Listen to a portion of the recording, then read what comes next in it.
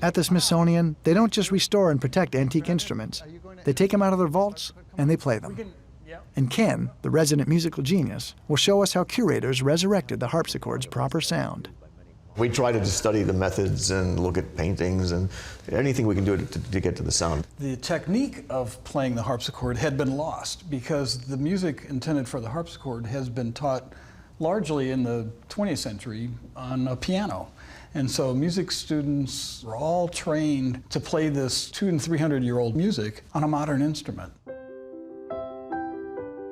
We've all heard this Mozart sonata as it's played on a modern piano.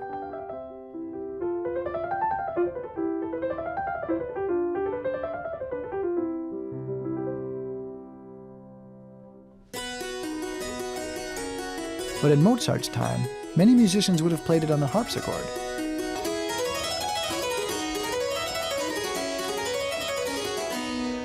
And it's something to think about, that these kind of scales on the harpsichord are really like a series of explosions in your automobile engine, right? Because every one is a pluck. Instead of hammering a string like a piano, each jack in a harpsichord jumps up to pluck a string with a tiny quill. The jack has more descriptive names in some other languages. In German, for instance, it's called the Springer. The Springer.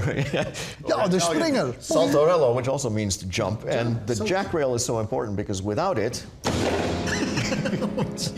we have real disaster. The music guys are cracking themselves up. The spring did some springing.